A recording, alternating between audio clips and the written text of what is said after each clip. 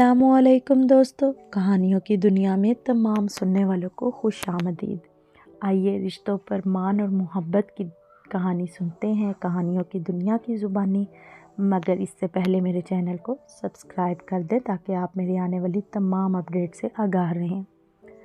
گاڑی جانے انجانے رستوں سے ہوتی ہوئی اپنی منزل کی جانب رواں دواں تھی۔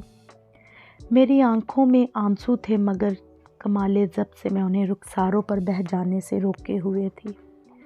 بیتی ہوئی زندگی کا ایک ایک پل کسی فلم کی ریل کی طرح میری نگاہوں کے سامنے چل رہا تھا۔ نہ جانے کتنے روپ بدلتی ہے جسے ہم زندگی کہتے ہیں، کبھی خوشیوں کی پھوار میں بھگو دیتی ہے اور کبھی دکھوں سے دل میں پیدا ہو جانے والے غموں کے درد سے رلا دیتی ہے۔ مجھے چاہا گیا تھا اور بہت شدت سے چاہا گیا تھا۔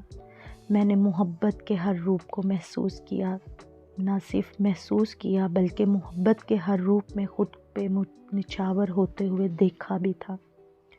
میں 4 بھائیوں کی اکلوتی بہن تھی اور 4 بھائیوں نے میرے ناز نخرے خوب اٹھا رکھے تھے۔ مجھے جو چیز چاہیے ہوتی وہ میرے لیے اسی وقت حاضر کرتے تھے، چاہے دن ہو یا رات، بس بات میرے منہ سے نکلنے کی دیر ہوتی تھی۔ ماں باپ کی تو مجھ میں جان اٹکی رہتی تھی۔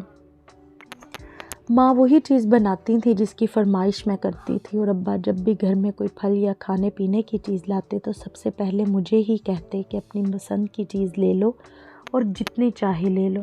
ذرا سا اسکول سے لیٹ ہوتی سب کی جان پر بن آتی۔ میں بیمار ہوتی تو اماں ابا کے ساتھ ساتھ 4 بھائیوں میں بھی میری چارپائی سے لگے بیٹھے رہتے۔ جب تک مجھے مکمل آرام نہیں آ جاتا تھا کوئی بھی میرے پاس سے ہلتا تک بھی نہ تھا۔ کوئی دوائی کھلانے کی کوشش کرتا تو کوئی جوس کے لیے کھڑا رہتا، کوئی من پسند مٹھائی لے آتا تو کوئی پھل اور خشک میوہ جات۔ میں کبھی کبھی اتنی ڈھیر ساری محبتوں سے اکتانے لگتی تھی۔ مجھے خود بھی یوں ہتھیلی کا چھالا بنے رہنے کی خواہش نہیں تھی، مگر اتنی پرخلوص محبتوں سے میں کسی صورت فرار بھی نہیں چاہتی تھی۔ میٹرک کے بعد میں آگے پڑھنا چاہتی تھی مگر کالج شہر میں تھا اور گاؤں کی کوئی بھی لڑکی تب تک کالج نہیں جاتی تھی، سو اماں بھی مجھے اتنا دور اکیلے پڑھنے کے لیے بھیجنا نہیں چاہتی تھی۔ اماں نے گھر میں ہی مجھے سلائی کڑھائی سکھانا شروع کر دی اور میں یہ سب بہت دل لگا کر سیکھ رہی تھی۔ میرے لیے گاؤں کے اور خاندان کے اچھے سے اچھے لڑکوں کے رشتے آئے مگر ابا نے اپنے بچپن کے دوست چچا قادر کے بیٹے کے لیے ہاں کہہ دی۔ آصف اپنے ماں باپ کا اکلوتا اور واحد سہارا تھا۔ آصف مجھے بھی دل سے پسند تھا اور کہیں نہ کہیں وہ بھی میرے لیے ایسا ہی جذبہ رکھتا تھا، تبھی تو اس نے ماں باپ کو میرے گھر رشتے کے لیے بھیجا تھا، اور ابا نے بھی بنا اعتراض کیے خاندان کے کئی قریبی لوگوں کو ناراض کر کے چچا قادر کو ہاں بول دی۔ رشتہ طے ہو جانے کے 6 ماہ بعد ہی میں آصف کی دلہن بن کر اس کے گھر آ گئی تھی۔ میں بچپن سے ہی تمہیں چاہتا ہوں عارفہ، تب سے جب نہ تو محبت نامی لفظ سے آشنا تھا اور نہ ہی اس کے مفہوم سے، لیکن میں تمہاری بدنامی سے ڈرتا تھا۔ یہ سوچ کے دل کی اس خواہش کو بند باندھ لیا، وہ میرے ہاتھوں کو نرمی سے تھامے مجھے اپنے دل کا احوال سنا رہا تھا۔ میرے بھی تمہارے لیے ایسے ہی جذبات ہیں آصف، میں بھی تمہیں تب ہی سے چاہتی ہوں جب محبت اور اس کی حقیقت سے نہ آشنا تھی۔ بچپن گزرا اور جوانی آئی اور تم سے بلا جھجک ملاقات اور بات ہو جاتی تھی، اس سے خود بھی کترانے لگتی تھی۔ جب میرے دل پہ تمہاری محبت عیاں ہوئی تو ہر نماز اور نفل میں تمہیں خدا سے مانگنے لگی۔ میں جس بھی مزار پہ گئی بس ایک تمہیں مانگا۔ میں نے نظریں جھکائے اسے پا لینے کے معجزے سے پردہ ہٹایا۔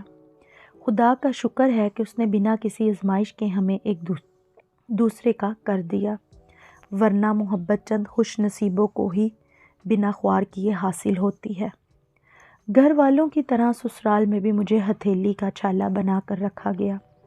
جب تک قادر چچا اور چچی شمسہ زندہ رہے مجھے ماں باپ کی کمی محسوس نہیں ہوئی۔ مجھے دو والدین کا پیار ایک وقت پر میسر رہا۔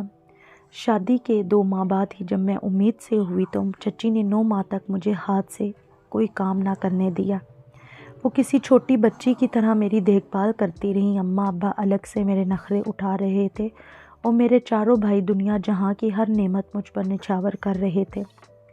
روزانہ ہی صدقہ و خیرات دونوں گھروں کا ہر فرد دے رہا تھا۔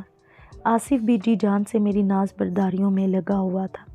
اتنی محبتیں ایک ساتھ پا کر دل کی گہرائیوں سے خدا کی شکر گزار تھی کہ خدا نے اپنی رحمت اور برکت میرے شامل حال رکھی۔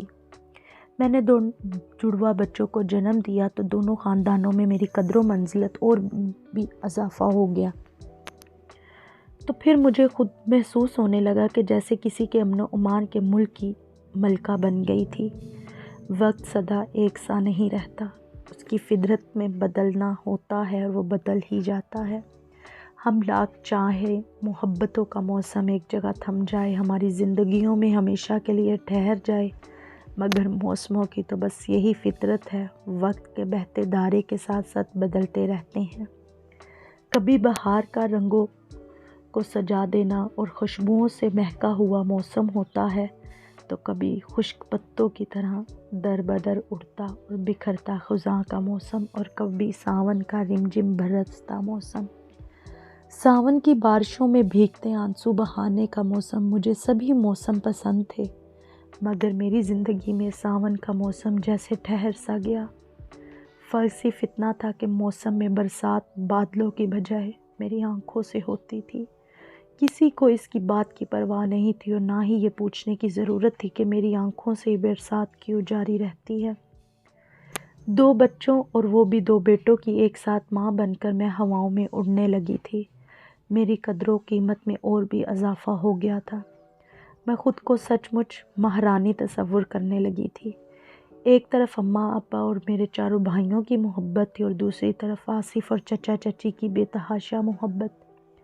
میں ان محبتوں کی بری طرح عادی ہو چکی تھی۔ ان میں سے اگر کوئی ایک فرد بھی میرے سامنے نہ ہوتا تو مجھے اپنا دم گھٹتا ہوا محسوس ہونے لگتا، مگر چاہے جتنا ہی کسی کا عادی ہو جائیں، قانون قدرت نہیں بدل سکتا۔ زندگی کے ان 5 سالوں سے جہاں مجھے 2 بار ماں بننے کا شرف بخشا، وہیں میرے جان سے عزیز والدین کو بھی مجھ سے جدا کر گیا تھا۔ ان 5 سالوں کے اندر یکے بعد دیگرے اماں ابا کے ساتھ ساتھ چچا چچی بھی خالق حقیقی سے جا ملے۔ موت جیسی بے رحم اور تلخ حقیقت کے سامنے سوائے صبر کرنے کے اور کوئی چارہ نہیں ہوتا، سو میں نے بھی صبر کا کڑوا گھونٹ پی لیا۔ میرے 4 بھائیوں نے تب میرے سر پر شفقت سے ہاتھ رکھ کر کہا تھا کہ جب تک ہم زندہ ہیں تمہیں کبھی بھی ماں باپ کی کمی محسوس نہیں ہونے دیں گے، مگر جلد ہی اپنے حصے کی زمینیں بیچ کر شہر شفٹ ہو گئے۔ پہل ہر عید اور خوشی کے موقع پر آتے جاتے رہے، پھر مہینوں اور ہفتوں بعد ملنے لگے، رفتہ رفتہ بات سالوں تک پہنچ گئی۔